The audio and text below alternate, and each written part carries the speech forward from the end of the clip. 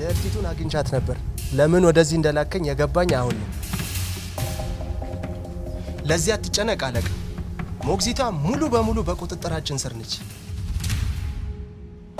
ወደ ልዕልቷ ለምንወረወረው ያንዳንዱ ጠጠር ወንጭፎና ታገለግለናለች ግን አንድ ሰው ፈተና የሚሆንብን ይመስለኛል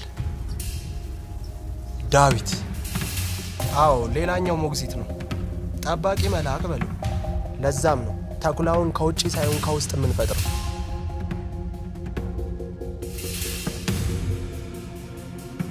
ከዚህ በላይ መቆየት አልችልም ሞግዚቷ ለልዕልቲቷ የምታነብላትን ስክሪፕት ላሸምድ ተፈጥሮ በራሷ ለክፉ ነገሮች ያደላች ይመስል ለደግ ነገሮች ፈተና ታበዛበታለች የመጽሐፉ ቃል ሊነጋ ሲል ይጨልማል አንተ እንደ ሻማ የምትነደው ለሁሉም ብርሃን ለመሆን ነው ልክ ነሽ የመጨረሻሽ ቢመስልሽ አንድ እርምጃ ተራምደሽ እግርሽን እየጎተትሽም ቢሆን ታምር መፍጠር ትችያለሽ ወደፊት አንድ እርምጃ መራመድ ማለት እድላችንን ወደኛ ምን ጎትትበት ኃይላችን ነው በነገራችን ላይ ፒሲ ላይ እየሰራ ያለውን ነገር አይቻለሁ የተወሰኑ ዳታዎችን ሰብስቤ በዚፕ ፎልደር ላይ አስቀምጬላለሁ በትንሹም ቢሆን ድካምን ሳያቀልል አይቀርም የምርሽ ነው ከፍተህ ልታየው ትችላለህ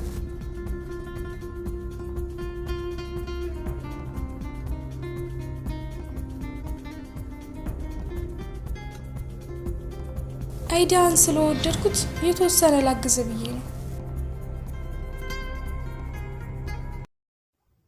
ሰላም ጤና ይስጥልኝ ውድ የቻናሌ ቤተሰቦች እንዴት ናችሁልኝ እንኳን ወደ ቻናሌ በሰላም መጣችሁ ሉሊት ትንሿ ሙሽራ የተሰኘው ድራማ እንግዲህ ክፍል 14 ላይ ደርሷል እና እንግዲህ አሁን ላይ የዴቭ ሚስት ሮዛ ማለት ነው መጀመሪያ ላይ ሉሊት ወደ ቤቷ ስትመጣ ቀናት መስሎን ነበር ነገር ግን ሴትዋ ልም ያለች ዱርዬ ወይም ደግሞ ገንዘብ ወዳድ አይነት ሰው መሆኗን ድራማው እየረዘመ በሄደ ቁጥር ስናያት ግን ሴትዋ ቀናት ኑሮባት ሳይሆን ክፉ ስለሆነች ብቻ ነበር ሉሊትን ስትጠላት የነበረው እንግዲህ ሉሊት እዛ ቤት እግሯ ከረገጠበት ጊዜ ጀምሮ ባሏን እንኳን በስርዓቱ አዋርተው አታውቅም ትንሽ ምክንያት ነበር የምትፈልገው ሉሊት እዛ ቤት መምጣቷ ለሷ እንደ ሸክም ነበር የምትቆጥረው በጣም በሚያሳዝን ሁኔታ እና እንግዲህ እነዚህ ነገሮች እየቆዩ ሲሄዱ ግን ሮዛ ለትዳሯ ታማኝ ያልሆነች በጣም ገንዘብ ወዳድ ሰው ሆና ነው ያየናት ማለት ነው ዴቭ ደግሞ በጣም ትዳሩን የሚወድ ትዳሩን የሚያከብር ሰው አይነት ነው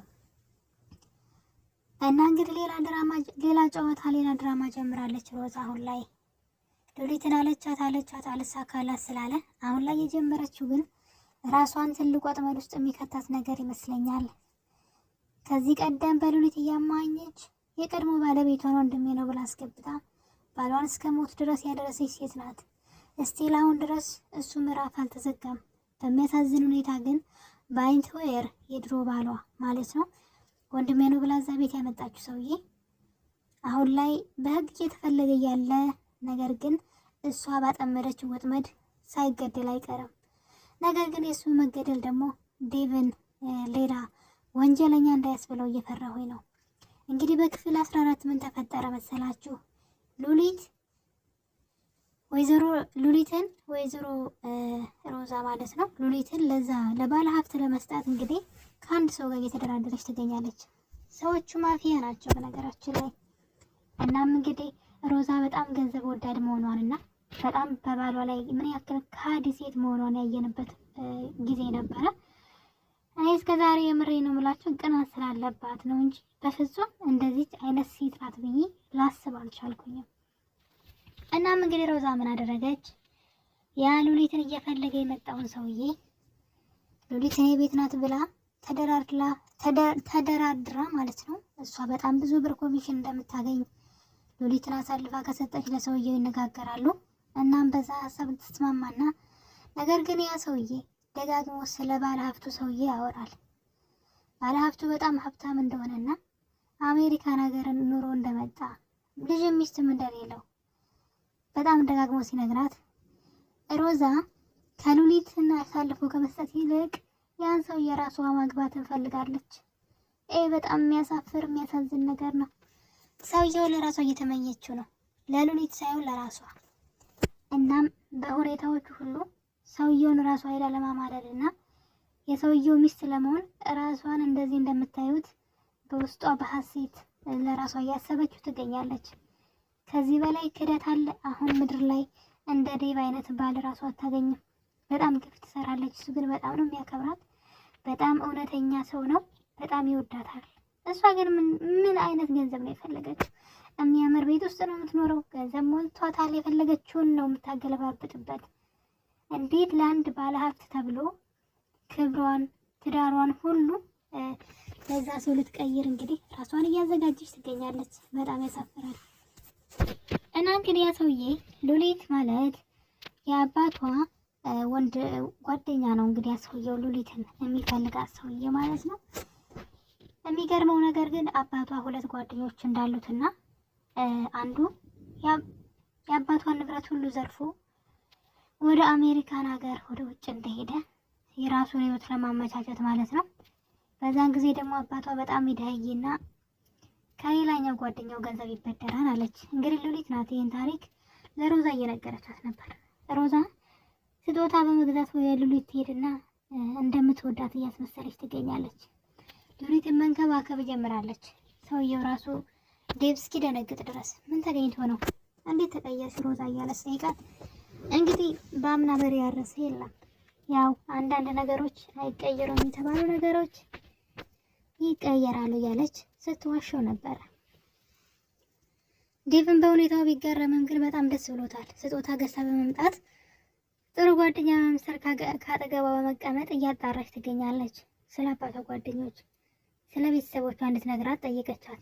ሉሊትም እንግዲህ አባቷ ሁለት ጓደኞች እንደነበሩትና አንደኛው የአባቷን ንብረት ሁሉ ዘርፎ እንደ ብድር አድርጎ ወስዶ ሻሽጦ ከሀገር እንደወጣ፣ አንደኛው ደግሞ ለአባቷ ምንም ያኔ መጀመሪያ እነሱ የተሻሉ ሀብታም ነበሩ።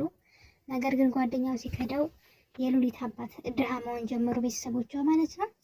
እና ከዛኛው ጓደኛው ይበደራል።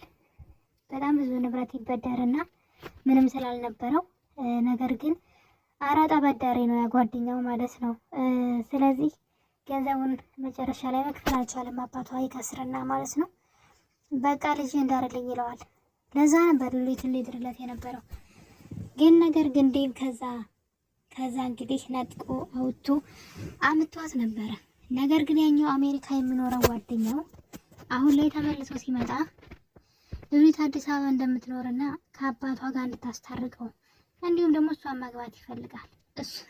ልጅቷን እኮ እኔ እኮ የሚገርመኝ የትልልቅ አመት እንግዲህ የአባቷ ጓደኞች ማለት ሽማግሌዎች ናቸው። አንዲት ህፃን ልጅ ላይ እንደዚህ ማፍጠጣቸው ምን አስበው ነው? ግን ሰውየው እንግዲህ አባቷ ባለውለታዬ ነው። ስለዚህ በሉሊት በኩል ከቤተሰቦቿ ጋር መገናኘት ፈልጋለሁ፣ እሷን አገናኙ ቢልም ነገር ግን በገንዘቡ ሊገዛትና ሚስቱ ሊያደርጋት እንጂ የምርም እሷ ከቤተሰቦቿ ጋር እንድታገናኘው ፈልጎ አይደለም። እንደምታዩት ሰውየው ሉሊት በጣም ቆንጆ ሴት እንደሆነችና ይቺ ልጅ ካመጣችሁልኝ በጣም ብዙ ገንዘብ ከፍላችኋለሁ ብሎታል።